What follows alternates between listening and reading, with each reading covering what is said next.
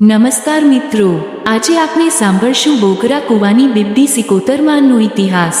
ઘણા વર્ષો પહેલા રજવાડાના સમયગાળામાં ગુજરાતના રાધનપુર વિસ્તારમાં એક મુસલમાન નવાબનું રાજ્ય હતું। તે સમયના લોકો ધાર્મિક રીતે ખૂબ ભાવુક હતા। દરેક પોતાના ધર્મ મુજબ ઈશ્વર પ્રત્યે ભક્તિ ધરાવતા। એક વખત નવાબની ધરતી પર પાણીની અછત થઈ। લોકો મુશ્કેલીમાં મુકાયા। પાણી મેળવવા માટે ઘણા ઉપાયો કર્યા, પરંતુ સફળતા મળી નહીં। ત્યારે કોઈએ નવાબને સલાહ આપી કે મીરાદાતા દરગાહના દર્શન કરો, ત્યાં જઈને દુઆ કરો તો મુશ્કેલી દૂર થશે। નવાબે પોતાના માણસોને લઈને દરગાહ તરફ પ્રયાણ કર્યું।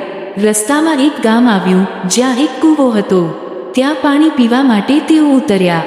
એ સમયે ત્યાં એક રાજપૂત પરિવાર રહેતો હતો। તેમની દીકરી પાણી ભરવા માટે કૂવા પર આવી।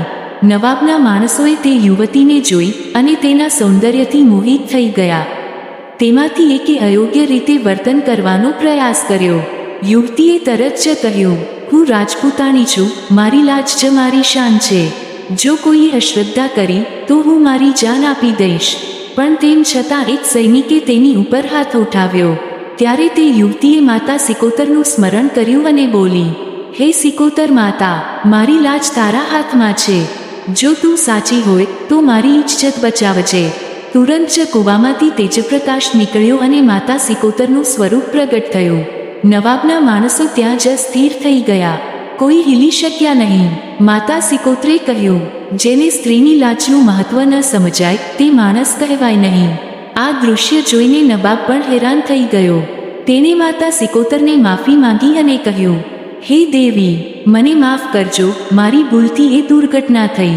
માતાએ આશીર્વાદ આપ્યો અને કહ્યું, જે જગ્યા પર સ્ત્રીની લાજ રાખવામાં આવે ત્યાં સદા સુખ અને સમૃદ્ધિ રહે છે। તે પછી એ જગ્યા સિકોતરમાંનો ચમત્કાર થયેલો ધામ તરીકે પ્રસિદ્ધ થઈ। આજ પણ લોકો ત્યાં જઈને માથું નમાવે છે અને માતાને પ્રાર્થના કરે છે। માતા સિકોતરનું ચમત્કાર જોતા આખું ગામ આશ્ચર્યમાં પડી ગયું। લોકોએ તરત જ માતાનું સ્તુતિગાન શરૂ કર્યું। નવાબે પણ પોતાના હાથે મંદિરમાં દીવો પ્રગટાવ્યો અને માથું ટેક્યું। માતાએ કહ્યું, હે માનવો, જો સ્ત્રીની લાજ રાખશો તો મારું આશીર્વાદ સદાય તમારા સાથે રહેશે। જે મનુષ્ય સ્ત્રીની અનાદર કરશે તેની બુદ્ધિ હું છીનવી લઉં। તે દિવસથી એ જગ્યા પવિત્ર બની ગઈ। પછીના સમયમાં ત્યાં ભવ્ય મંદિર બાંધવામાં આવ્યું, જે આજે સિકોતર માતાનું ધામ તરીકે ઓળખાય છે। વર્ષો બાદ પણ એ સ્થળે અનેક ભક્તો પોતાના મનની મનોકામના પૂરી કરવા આવે છે। કોઈ સંતાન પ્રાપ્તિ માટે, કોઈ શાંતિ માટે, તો કોઈ જીવનમાં આવતી અડચણ દૂર કરવા માતાનું ધ્યાન કરે છે।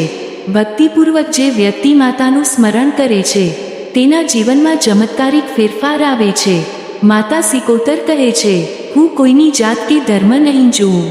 મને જે ભાવથી બોલાવે હું ત્યાં ઉપસ્થિત થઈ જાઉં।